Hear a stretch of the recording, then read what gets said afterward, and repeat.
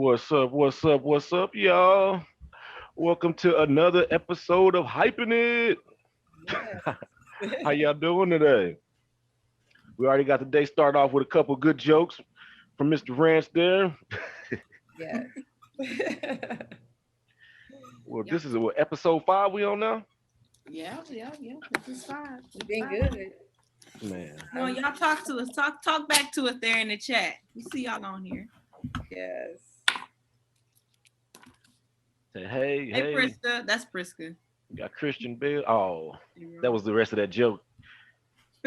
Christian Bale. Well, all right, let's get started. We got a real special night for y'all today. We got actually two special guests we're gonna have on today.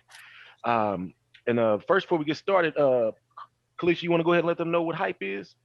All right. Well, just in case y'all didn't know, he just said my name is Kalisha. That's Josh, and that's Monica down there. All right. So hyping it. This is just an extension of hype. But what hype is our group where we do a bunch of performing arts, singing, rapping, dancing, however you want to express yourself to get the message out. We make sure we hit on these basic topics as HIV and AIDS, substance abuse, and violence. We normally do a performance down at the Kaufman Center, but life happened. These last few years, Corona life happens. been happening. So we haven't been able to do our performances, but if you are interested, please let us know and let us know how you would like to display your talent. Like I said, singing, rapping, dancing, poetry. I don't know, maybe you can stand there and maybe if you just stand there, you that's probably part of your act. I don't know. Let us know. We'll get you hooked up. Yes, ma'am. Thank you, Kalisha. Like she said, if you're a good stander there, we take you to. All right. So our first special guest is named Officer Jason Cooley. He's actually a community initiative officer. I had to practice that about 3 times. You try to say that 3 times straight, and let me see how good you can do it. But we're gonna have him on and talk a little bit about what he does and in the community and all that good stuff. So first, I believe we have a video we're gonna play of him. Get that rolling. It is Saturday night in Kansas City, and this year they're having a record-breaking homicide rate, and we've just heard that there's been a shooting right here. The only thing that we know about him at this time is that it's a young black male, early 20s. Kansas City is in a moment of crisis. There have been nearly 200 murders so far this year, and federal agents have been sent to help out with the city's violence. But like elsewhere across the country, trust in the police, particularly among black communities, has never been worse. The killing of George Floyd and recent shootings of black people here and across America have forced Kansas City to reckon with their own police department. Just to start off with, this is something we give the recruits. I'm just going to give you people coming at you, and you decide when you should, maybe when you shouldn't shoot. Mm-hmm. Put the gun down! Put the thing down! Put whatever you got down! Should I have fired him? No, that was a less than lethal. It really does get your adrenaline pumping, doesn't it? It does. It does. It's about as real as you can get. Yeah, it feels pretty real.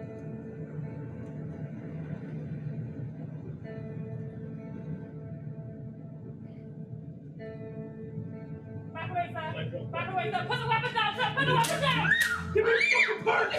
Give me the burn! As you can see from being through that, that's a decision that happens A split just like second, that. yeah. Do you think there's any possible way I could have handled this situation without killing him? Real action. Right now, Kansas City faces one of its deadliest years in recent history. It's what prompted the city's new reform project. The first pillar is prevention. It'll focus on reducing dropout rates in schools by teaching conflict resolution and creating more employment opportunities for young adults. It'll also invest in neighborhoods with simple neighborhood maintenance. The second, intervention. The goal is to create a network of resources for mental health services, drug rehabilitation, and housing support. It will also offer resources for life after incarceration. The third, enforcement and community. Right now, the goal is to improve trust between the community and law enforcement and encourage collaboration on the most violent crimes. And lastly, administrative reform. That focus now is to decriminalize poverty by doing things like getting rid of outdated laws in the city code. It's also working on transparency, like reforming the Community Office of Complaints. All Right. Officer Cooley, nice to have you on today. How's it going? I think you're on mute. Oh yeah, we still got you on mute. Thank you. There we Thank you. go. Thank you. I'm doing well. I appreciate the opportunity to come and spend some time with you guys. I have a feeling I'm in the hot seat, but that's okay. We got some big issues, and that takes big conversations sometimes. So that's okay. I agree, and it's a pleasure having you on. We appreciate you taking time out of your day to speak with our teenagers about what's going on. Absolutely. So you got a big title, Community Initiative. I keep on forgetting that last word, officer, Community Initiative Officer for the It Chief is a of Police. mouthful. Yes, It is sir. a mouthful. Yeah. I bet it's a lot going on with that responsibility too, right? It is. And I'm guessing this is a good time to talk a little bit about what I do Yes, sir. and what that title means. So, again, it's an honor to be here with everybody, spend some time. Community Initiative Officer is my title. I'm not a big title guy. I'm Officer Jason Cooley, or just Jason. That's fine with me. But one of my roles is working with all 12 of the community interaction officers that are with the Kansas City, Missouri Police Department. Each division station has 2 of them. And their goal, kind of in a nutshell, is to break down barriers, build relationships, build trust with the community, serve the community. Another big hat is crime prevention. Try to educate the community on things they can do to try and prevent from becoming a victim of a crime. With the holiday season around right now, one of the big things that's a problem for the community is a lot of the scams that are going on out there. I've had a few instances of people calling and texting or whatnot that have gotten my number, and they're kind of fishing, for information. And one actually happened right before I got on the Zoom call, saying they were with AT&T and wanted to try and save me some money. Trust me, I'm all about saving money, and I've already tried with AT&T, and the answer was no. So I knew that was a scam. And if you hop on there and start giving them private information, well, then they can steal your identity. Exactly. But that's some of the stuff, snapshot wise, of what the community interaction officers do. It's been a little more difficult, trying to get our word out of the good things that we're doing. And I kind of understand that, because there's a lot of big headliner type information that's going on out there too. But nonetheless, with our community policing efforts, we've still hit the ground running and try to maintain trust and try to have those, I call them positive touches or positive interactions. See a need, meet a need.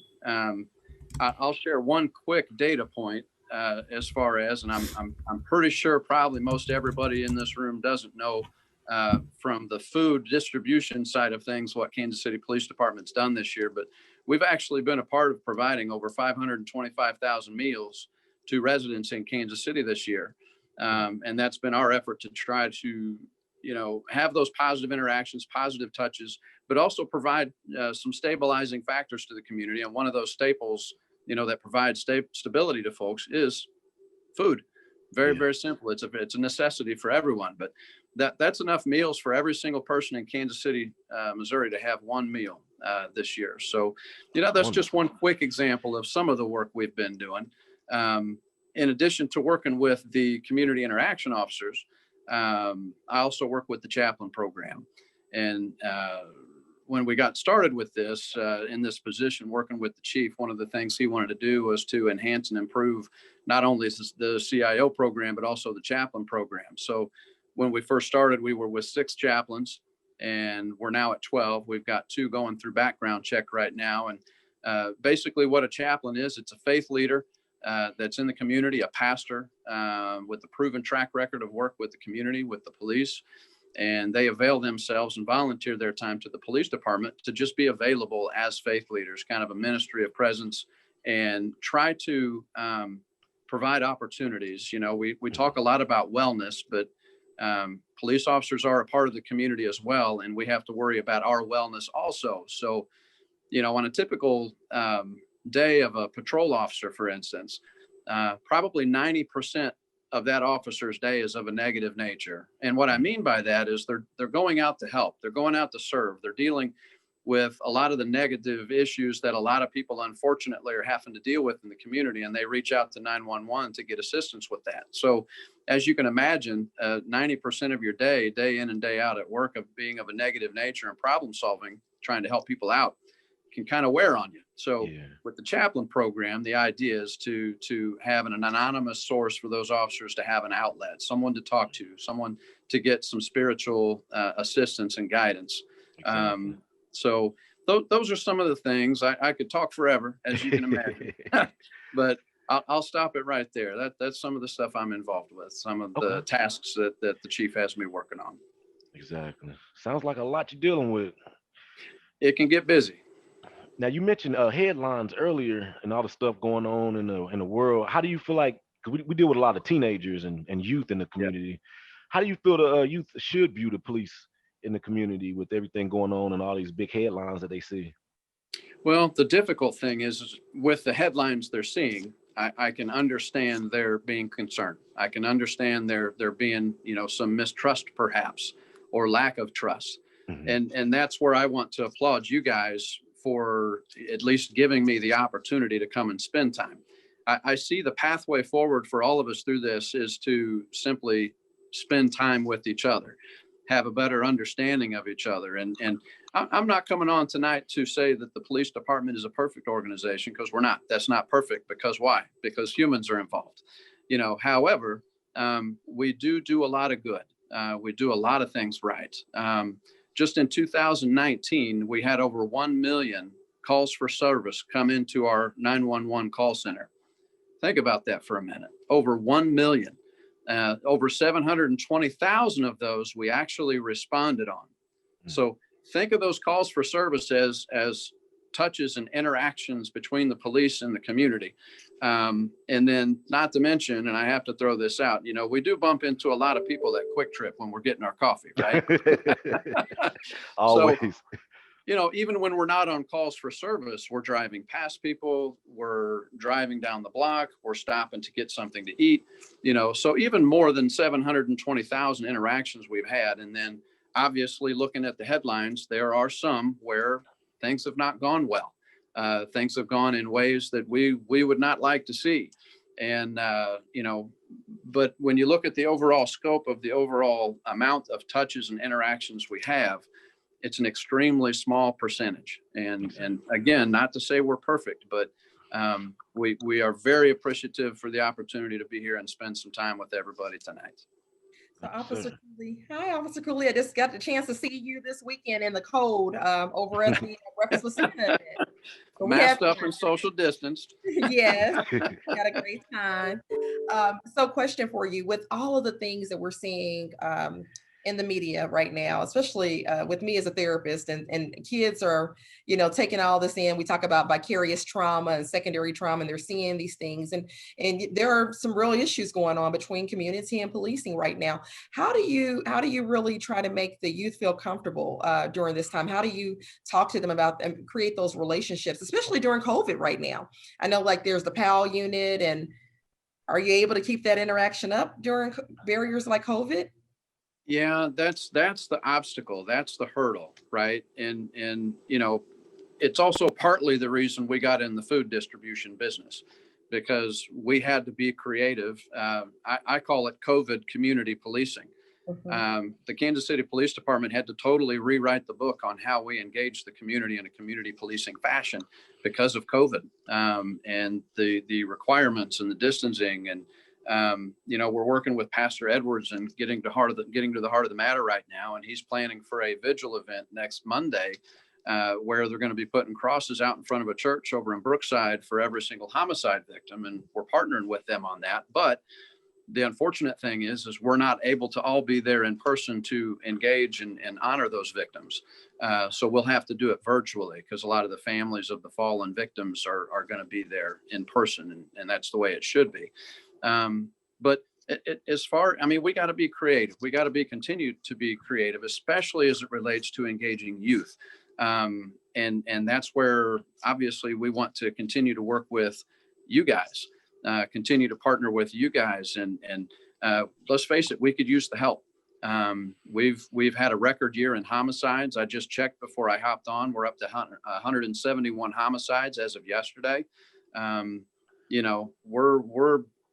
There's a broad spectrum of policing, and we are engaged and wrapped up in about every component. And sometimes it's difficult to be able to shift and get that time with everybody. So, I got the call for this meeting a couple days ago, and I jumped on the opportunity. In fact, I'm missing another meeting to be here with you all. That's how important it is to us to be able to engage youth, because we don't get to do that all the time.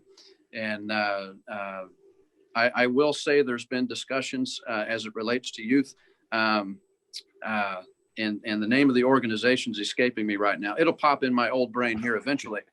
But, we were looking at partnering with this group. Some of our CIOs, community interaction officers at Metro Patrol Division, created a PowerPoint, and it was all about police interactions and what to do, when you're stopped by the police, what to expect from us and what we are expecting from you.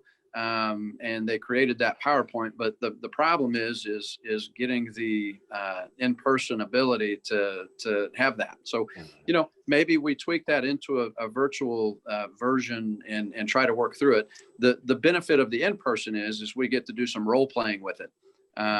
We did a run with an actual fraternity that helped pull this together with some UMKC students about a year ago today, which gave us the idea to kind of branch forward. But the neat thing about that is, we set up chairs and did a simulation of officers approaching the car as if it were a traffic stop, right? And so the students got to interact as being the driver and occupants of a vehicle being stopped by police. Well, then we flipped it on them. We jumped in the car, and then they had to be the police.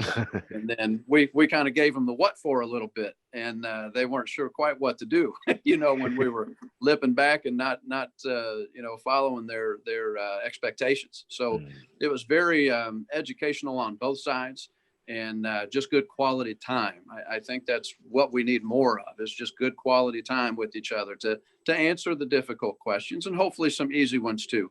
But yes. We look forward when, we get the vaccinations going, and I'm an in-person kind of guy. So I can't wait to start getting back in person again and spending that time.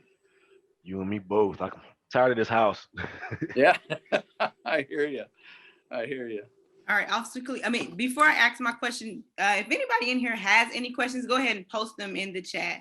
But my question to you, Officer Cooley, because you are everywhere. Monica said she saw you. I see you, it seems like all the time at this point.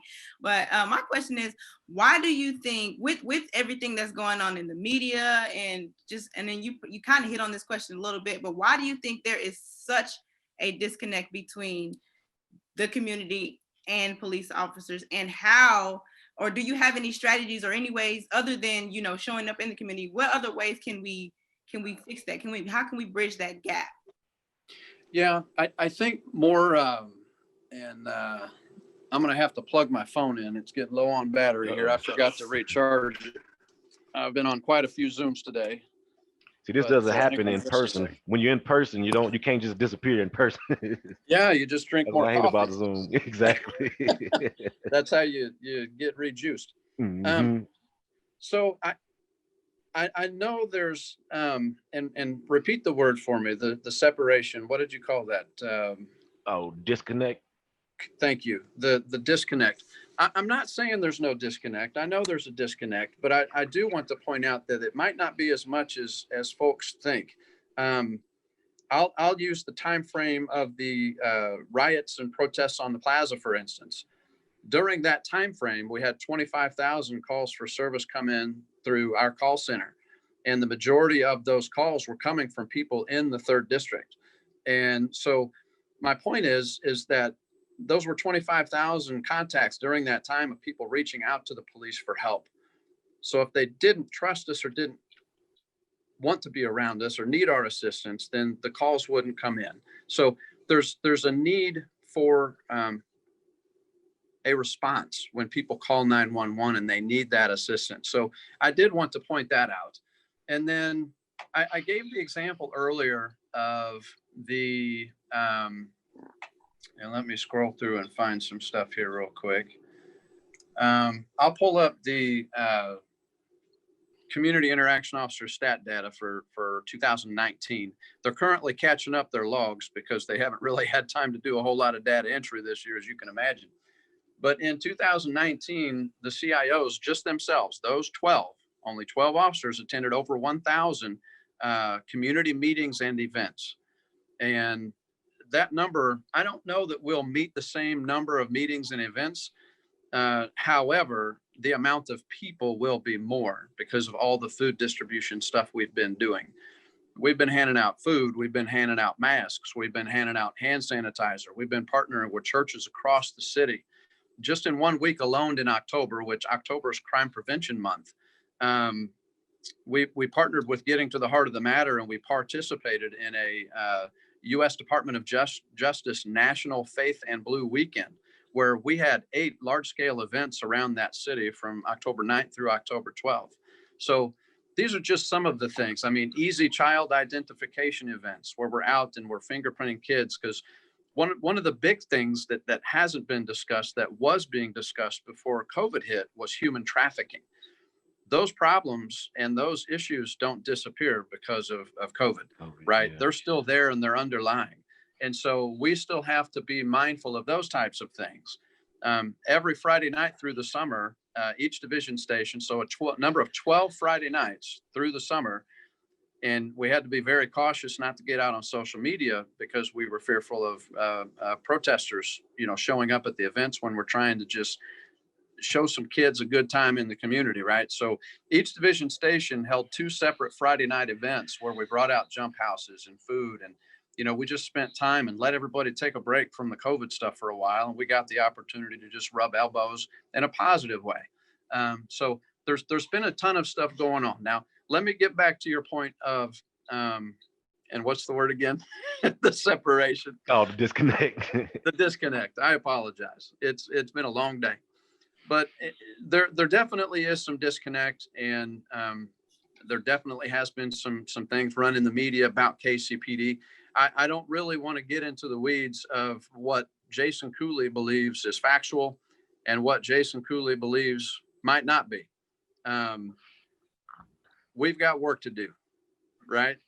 And we're on the verge of a new year, which I'm telling you, on a personal level and on a professional level, it's just been a crazy year for everybody. Everybody I talk to has had crazy stuff going on in their family, in their personal worlds. I've had it with mine and my parents and stuff they've been dealing with and stuff in the home. It's been a crazy year. And then you mix in everything else. I think everybody is in full agreement. We're ready to turn the page into 2021.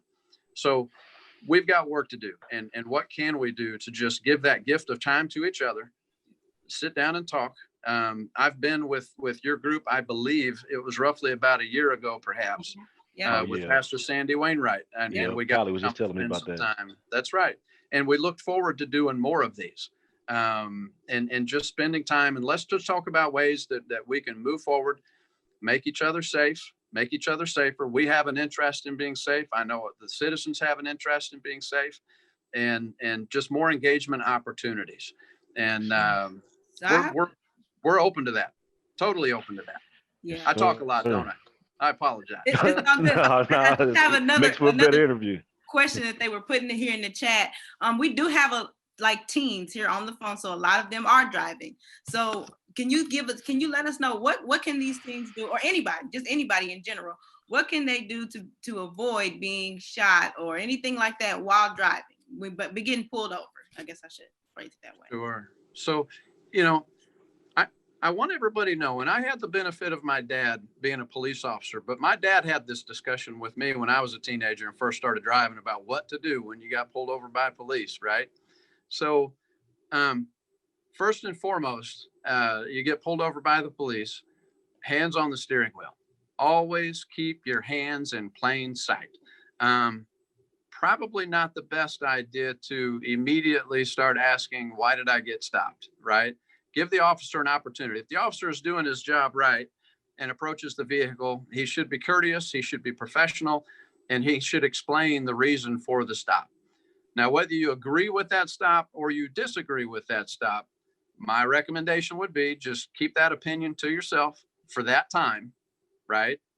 The officer's going to ask you for a driver's license. He's going to ask for proof of insurance before you reach for that stuff from a pocket or from a console or from a glove box. Explain to the officer and say, my proof of insurance is in the glove box. May I reach and get it for you? And that way there's clear and concise communication about the actions that are being taken, right? And if it's nighttime, they're going to have a flashlight, whatever. They're going to tell you that's fine. If at some point in time during that stop, you feel like you weren't treated correctly, right? You weren't treated right. You were disrespected. They violated your civil rights and pulled you over for the wrong reason, or they might not have had a reason to pull you over, in your opinion. That's why we have the Office of Citizens Complaints. And that's where I would refer you guys to make a complaint against that officer for doing whatever it is that you felt that you were done wrong by. But then you got to follow up. Exactly. I was about to ask you about that. So when you place one of those, who reviews them, and do they do any follow up to or any investigation on it? Does it ever make it like to the prosecutor? I'm not sure about that pathway. Now I will say there's a thorough investigation. The OCC, the Office of Citizens Complaints, is separate from the police department, right? We don't run them. Okay. You know, we don't, you know, have anything to do with telling them what to do. It's its own entity, so to speak.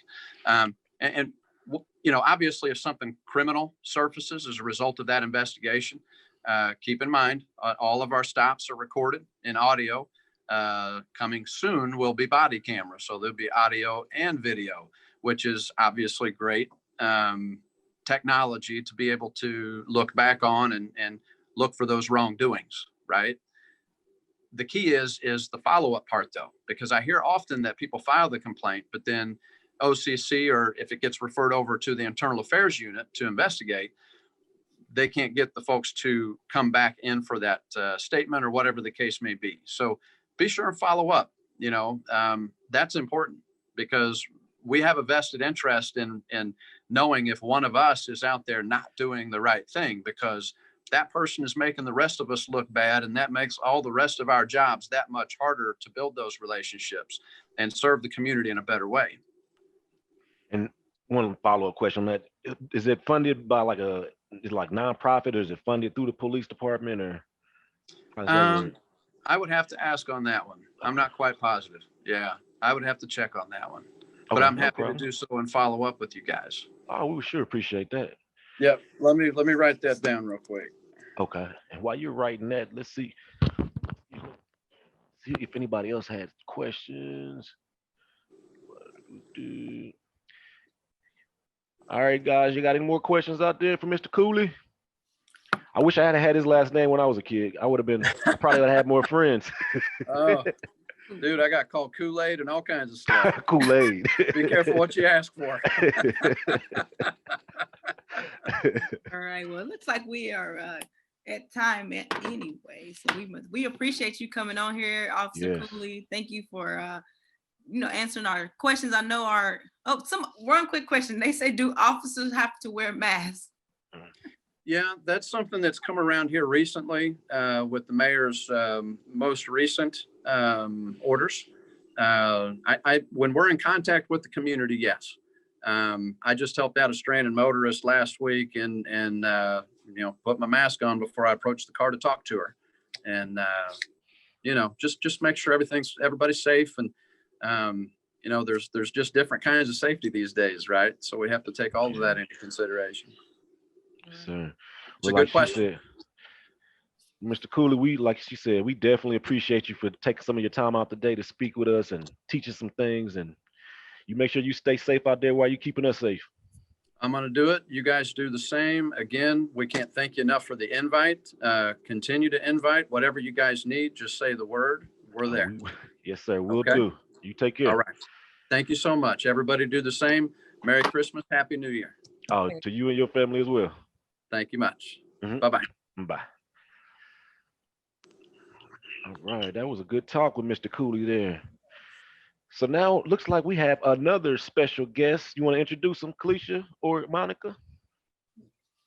Well, I mean, he's so awesome. Yeah, Damon Daniels, who is the president of Ad Hoc. And Damon just does so much. He's Ad Hoc is an amazing organization. When you talk about victim advocacy and being out there on the ground and just doing so much stuff with mental health and advocacy in the community. I can't say even my dog is get excited, Damon. Yeah, Damon just does a lot of great work, and it's got a great team of people behind them, and they just touch a lot of families. They're out there. They do a great work with the vigils for crime victims and ensuring that they have ongoing mental health treatment and all kinds of good stuff. So I will let you tell more about yourself now. I'll stop. Do we have a video for him as well? I think we do. Yes, we do. Play it. I think we got it muted there. They don't trust us. They don't trust our plan. And they don't trust the players that are part of it. To find out why, we sat down with Ad Hoc Against Crime. I'm a little burnt out on all of these plans. I think it's time for us to put our money where our mouth is and fund what needs to be funded, and let's get to work. Reform Project KC is the mayor's second project this year aimed at reducing violence. In May, he appointed a 5-member public safety study group to think of ways to address violent crime. There has not been sufficient, I think, conversations, real conversations around people's capacity to really deliver on what needs to be done. And we really need to have those conversations. Well, the Ad Hoc Group Against Crime is an organization that is about working with individuals, families, and communities impacted by crime and violence. For some, we are the emergency room for social services, and for others, we are navigators that help them through the criminal justice system. In a lot of ways, that makes us the bridge between the community and the criminal justice system as well. We're able to let them know and reassure them that the systems that are in place, the folks that are involved in these investigations are, number one, have their best interest and are working diligently to find their loved ones or to solve their cases. But in the meantime, having an organization like Ad Hoc working with those families, we're able to give them a voice. We have great partnerships with Carter Broadcast Group and KPRS, Hot 103 Jams and Gospel 1590, where we're able to go on and do a PSA immediately or even every evening, Monday through Fridays, and break in on the weekends as well. We're able to canvass with families and distribute flyers in areas where they were last seen or where a homicide occurred or a violent act occurred. And we're able to generate tips because we have a 24-hour community hotline that folks can call. And I think what makes us unique, even with our 24-hour community hotline, is that when people call it, they get me. Brother Damon Daniel, man, nice to have you on today. Thanks for spending some time with us. I appreciate it. It's interesting looking back at some of those pictures and seeing myself today. I've gained a little weight. Hair is different. Yep. Got the Corona fro going too, man. You had to switch it up. I really appreciate the invitation and glad to be here. Yes, sir. So you had some big shoes to fill. You took over as president of Ad Hoc. The Godfather, Alvin Brooks, used to do that. And it seems like you've been doing a real good job taking over and still keeping everything going and implementing stuff. I appreciate that. Yeah, I stay very close to Mr. Brooks, though. He and I talk probably once or twice a week sometimes, just depending on what I have going on. But he's been a great mentor to me and, a really good example of how to be there for people. And that's really what Ad Hoc has been about is being with people during their worst times and really trying to, in the midst of any and every sort of controversial moment that we've had here in Kansas City or that has sort of even impacted us from a national level to a local level, Ad Hoc has sort of been that voice to bring people together and or to at least speak on those issues, primarily issues that impact the Black community. And so it's been an honor to step into those shoes and to sort of try to bring something new and different to the table at the same time. Exactly. So talk to our teens a little bit about exactly what you do and why it's so important for the community. Yeah, some of what was said in the video, we still do. I would say that ad hoc is really about taking a holistic approach to victim services. So when I talk about us being, for some, the emergency room for social services, and for others, sort of that trusted bridge between the community and the criminal justice system, that encompasses a great deal of things. But what I always try to tell people, that it's really about how we are promoting and delivering healing and justice. So on the healing side of things, for individuals and families and communities impacted by crime and violence, we offer free grief counseling for those who lost a loved one to violence. If your home has been shot up, say in a drive-by shooting or something like that, we come in, we do 2 assessments. One is a trauma assessment to really help understand how has that violent act impacted you, and connecting you to our counseling services. And then the other thing is removing that trauma and that damage as well. So repairing windows, bullet holes, and things like that too. And then still following up with the prosecutor's office and the police department to make sure that those who are responsible are brought to justice as well. And then walking with those families as they're learning and are going through those very trying times. Because when you lose a loved one, particularly to violence, and you're going through the system, you're reliving that incident over and over again. And so making sure that people just have those wraparound services and support that they need. With that, we also make sure that, that food is being delivered to people. And so we have an organization that we partner with, the Laurie Mason Foundation. They deliver food to families. We work with individuals.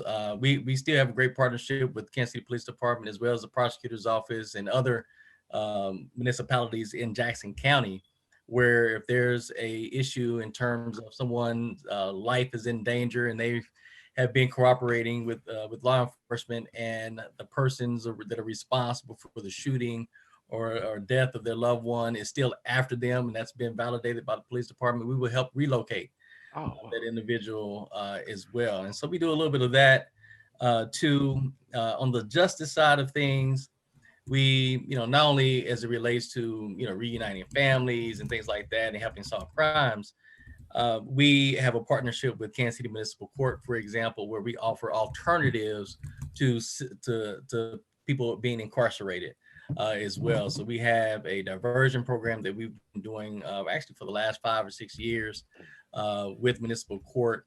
We have a great partnership with them, as well as the Office of Probation and Parole and Jackson County Family Court as well. And so we work with youth that are involved in the justice system to get them back on a, I would say, a better pathway to stop the cycle of them being incarcerated as well. So we do a lot of work around that, in addition to employment readiness. And so we've been doing some we had a job program that we did the last few years, and that was really exciting to do. And then we do a lot of different programs. So like earlier this year, we partnered with Congressman Cleaver's office and Amazon Ring, where we leveraged over 1,500 cameras to go to local neighborhoods that have high rates of crime and violence as well. So we do a number of things like that. And there's so many things, but yeah. I just realized about the Ring partnership. And then right after I realized it, I looked on the news today, and somebody in South Kansas City just got killed. But the car that he got killed in was right in front of a house that somebody else owned, and they caught it all on that. So I was like, that's a different connection. Yeah. But on another question I was thinking of, so we just talked to Mr. Cooley about everything on his side. You spend more time on the other side with the victims. So how do you feel the police system is here in Kansas City, and what do you think they could do to improve to help out a lot of these families and victims that you have to deal with? Well, I recognize that, and Officer Cooley said it well, I think, is that we're, they're human beings just like all of us are, and with that they make mistakes. But we have, as a society, I think, have not held the police departments to the same level of standards as we do, say, a lawyer or a medical physician.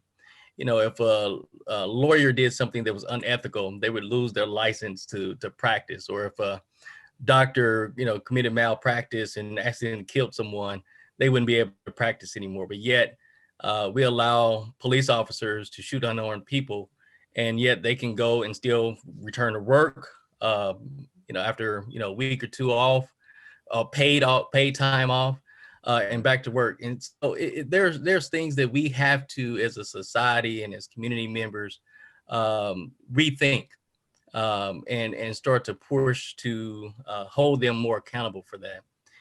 Ad hoc is a satellite office where you can come and file complaints. There's 3 organizations that you can file a complaint with outside of going to the Office of Community Complaints on 6th and Woodland. You can go to Westside Housing. You can go to Northland Neighborhoods, and you can come to Ad hoc. And we walk people through that process, and we give them the forms as well, so that they can file that. But one of the things that really needs to be addressed with that, and I was hoping that Officer Cooley would have mentioned this, and that's that investigative side of things, right? And so, you get 2 options when you file a complaint against a police officer. One is a mediation, where, most mediations, the way they work is they bring you in to hear your side, they bring the other party in to hear their side, and then they do an investigation from there. So you have the option of going through that part, or you can choose to have it be an internal investigation as well. Either way it goes, it's going to be an internal investigation for which you get a letter giving you some insight as to what the outcome is, and the person that makes that final decision is the chief of police. Even though the citizens complaint process is separate from the police department, it's under the Board of Police Commissioners, yet the real disciplinary decisions comes from the chief administrator. And so, as the mayor has said, that's a process that needs to be transformed. We totally agree with that, even though we're a satellite office. I shouldn't say we're a satellite office. We are an office where you can come and gain access to the form if you don't feel comfortable going down to 6th and Woodland, or if we're more convenient for you to do that. And so we're all about making sure that people have access to being able to do that. But in an era where we've seen, even this year, whether it's with George Floyd or even some of the local folks that we've lost, like Cameron Lamb and Ryan Stokes and others, there is a level of distrust that has deteriorated, particularly this year with protests and the treatment of protesters and things like that as well. And so the police department, they're doing what they can, passing out ice cream and stuff like that, and working with different churches to pass out, things to make the community feel good and give them more positive interactions with officers. But to be straightforward with you guys, there has to be some real policy change that takes place within the police department. And I think that is where we begin those discussions about how do we improve the relationship between the community and the police department. Yes, sir. Thanks for that honesty. You got something, Monica? I think you're still muted. You're on mute. I felt like she was talking there. I was trying to say, I think Alicia's trying to say something. No, I was gonna let you go ahead and have it. Go ahead. Yeah, you hit some really good points there, and it's really about trust, and you guys do a lot when it comes to being there to support those that have been victimized in all types of ways, and you walk them through the process. Are there any types of strategies that you're using with young people? Are you seeing anything as far as, like when I was talking about the trauma from situations like Cameron Lamb and George Floyd, and what is your organization doing to address those with you? So there's a couple of different things that we're in the process of doing and that we've launched even this year. This, COVID has really had an impact on our ability to reach folks, which I think for a lot of us, like your organization is as well, Healing Pathways, it's so difficult when you're an organization that meets with people face to face, that is so used to hugging people and being there during the most tragic times and being able to talk people down from the fact that they are so angry about what just happened, and developing that rapport with folks. We just did not achieve that this year. And so it's been a real struggle. But one of the things that we launched, and actually ended up getting launched pretty late this year because of COVID, we partnered for the last year and a half or so. We've been doing, and this is on the Kansas side. So just so you all know, Ad Hoc serves the Kansas City metropolitan area. So we're in both Kansas and Missouri. We primarily Wyandotte County and Johnson County. And then on the Missouri side, primarily all of Jackson County. So we serve Lee Summit, Independence, Grandview, et cetera, as well. So, but one of the things we launched on the Kansas side, particularly in Wyandotte County, was in partnership with the Kansas University of the Center for Community Health and Development, as well as the hospital, KU Hospital, as well as the Community Corrections Center too. We launched a program called Revive, and Revive is an acronym. Don't ask me what it stands for right now because I'm drawing a blank. But essentially, it's designed to be a hospital-based violence intervention model, and it is to target youth between the ages of actually youth and young adults between the ages of 12 and 24. And the goal is those who have had an intentional injury, we respond to the hospital at the bedside and begin to connect them to various services, not just our services, but various services in the community to sort of do that wraparound service so that they do not end up at the morgue or back into the ER as well. There's a similar project like that on the Missouri side in which Aim for Peace does with research and Truman Medical Center. And we partner with Aim for Peace and Truman Medical Center, we partner with Aim for Peace as they respond to Truman Medical Center research.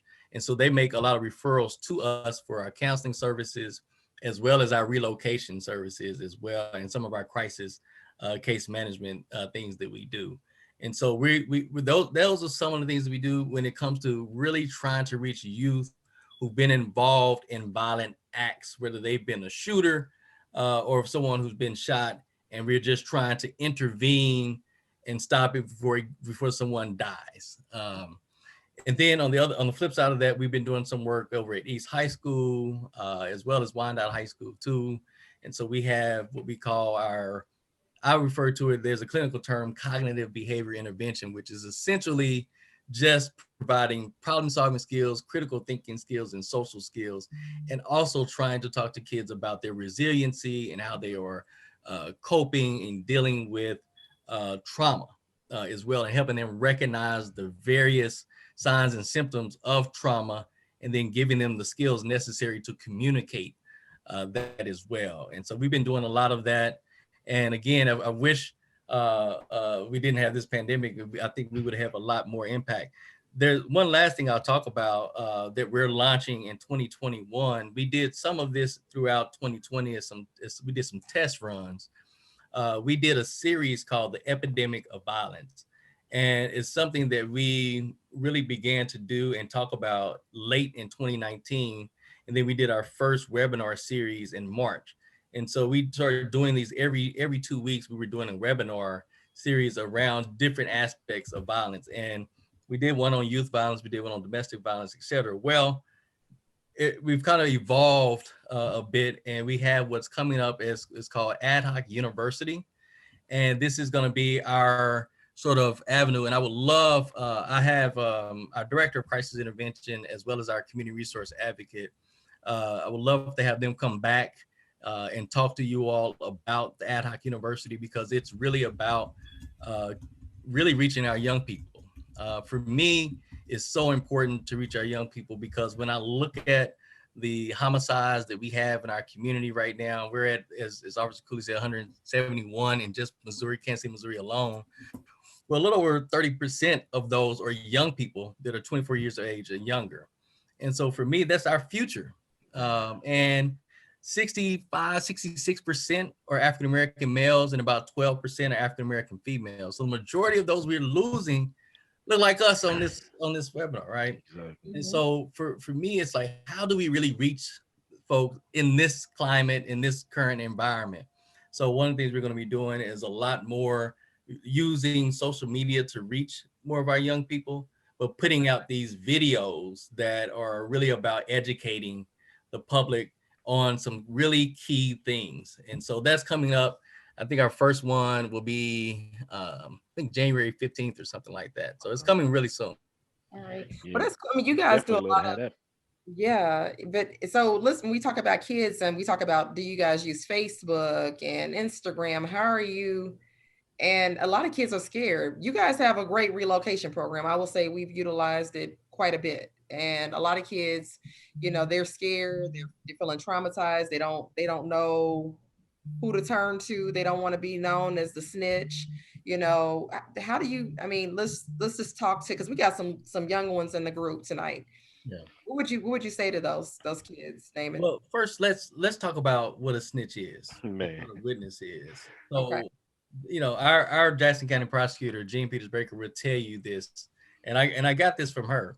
She said, a snitch is a person that they already got in custody, they already are facing charges, and for lesser charges and lesser time in jail, they begin telling on everybody else. That's a snitch. A witness is somebody who witnessed a crime, someone who's perhaps a victim of a crime, someone who knows right from wrong and care enough about not only themselves, but their community to speak up. That's a witness. And so I have so many stories where we've gone to people's houses after a shooting, and we're there, we're looking at all these bullet holes, and we're saying, this does not look like a mistake, especially if you got bullet holes in the front of your house, on the side of your house, and in the back of your house. You can't tell me that this was an accident. So getting people to understand that this is about their safety and getting whoever did this crazy thing off the street. Because what if it was your grandmother or your daughter or your mama or somebody you love, period, in that house?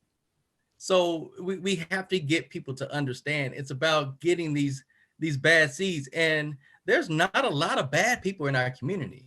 It is said that less than 1% of our population is the ones that are actually doing a lot of the violent crime.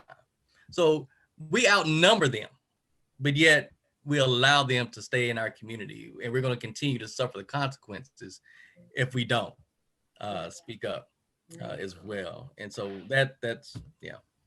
How can kids get involved? How can youth, I mean, teenagers get involved? They say, ad hoc is doing some really cool stuff. I want to be a part of this. What I enjoy doing is when a young person, I don't care what your age is, really, when someone has a vision for what they want to do in the community, I'm all about supporting that vision. But I have to say, if it makes sense, because I've had some people come to me with some crazy ideas. I've been like, I don't know if that's gonna fly. But I enjoy working with people, especially people who have a vision, and I am about supporting our people and our young people especially. And so if there's a vision that you have and you're just looking for, a platform or someone with an organization to get behind you and help push it, I'm open to thinking with you about what that looks like. And if it's in our capacity, I'll do it, but I don't pretend to have all the answers here. And I'm leaning on our young people of the future to help us. And so whether it's, showing us better ways to communicate on social media, or finding out who's the hottest person on Instagram that who's an influencer that we need to be engaging to help spread the message. I'm all about connecting with those individuals as well. So Pastor Wainwright has an excellent question here in the chat. She says, how can our young people safely report crime, violence, etc., without the fear of retaliation for reporting what they know or see? Well, the TIPS hotline tells people all the time, 474-TIPS. You can remain anonymous, and trust me, I've worked with Crime Stoppers and the Crime Commission. They do keep things anonymous as well. If you don't feel comfortable calling them, you can call us as well, 753-1111, 816-753-1111 as well, and leave us the tip. There's even an app that the TIPS hotline has, and I can't think of what the name of the app is right now, but they even have an app that allows you to do it anonymously on there. You would think that, oh, there's going to be some algorithm that's going to trace back to your cell phone or something, but no, that's not what it's designed for. And so you can certainly do that, and it works. I know it works because I've worked with those individuals, and I wouldn't be pushing it or saying it if it wasn't true. They do it. Honestly, this is, Mr. Brooks probably wouldn't want me to say this, but they, in terms of collecting tips and remaining anonymous, Tips Hotline does it really, really well. It's good to know. Before we let you go, we've been asking you all these questions. We actually want to do a quick giveaway to the kids. So while Brother Stan pulls one of the kids anonymously on the screen, we're going to front y'all. I want you to think of a question you can ask them when they come on, and if they get it right, we'll give them a special prize. Oh, man. I'm thinking. I think on the spot there. It could be about anything random, or it could be about something we discussed today that they should have remembered or retained. And let me know if you're able to pull somebody. Like he got one. Got Is that somebody who's just on there now? This J. Roan? Is that somebody or not? Yes. J. Roan has joined us. Okay. Turn your camera on so we can see who you are. Yeah, unmute there. I mean, I know who it is, but they probably ain't camera ready. Well, next. Somebody just missed out on a prize. They must have stepped away from their phone or something. See. Got Ashley. Ashley Bressler. Ashley, can you hear me okay? Are we gonna have to just do it? She was unmuted for a minute. So what we'll do, Ashley, is he'll ask you the question. You don't have to come on in since we're not able to get that working. He'll ask you the question and you can just chat it in the chat box to answer. What's one takeaway from tonight, Ashley? It's working. If they don't want to show their face, they can just unmute themselves and talk. Yeah. Oh, okay. Ashley, what's one takeaway? What's one thing that you've learned from tonight's discussion? That I should never be afraid to ask for help, even if I'm in need of it, or if I'm not. I should never be afraid to do that, and that I shouldn't always be scared and fearful of everything around me. That is a great answer. Thank you, Ashley. We're gonna get you a $10 gift card that you can spend anywhere you want. We'll make sure to get your contact information so we can send it out to you, okay? We're going to socially distance that gift card to you. Well, this is the section where Monica usually wraps it up. All right. So we always wrap this up, Damon, by talking about the importance of mental health treatment. And I actually referred a few folks to Damon today because we're getting hit hard right now. But we always let people know on the show that it is okay to call for help. It's okay to talk to somebody. We all have needed to talk to somebody at one point in time in our life.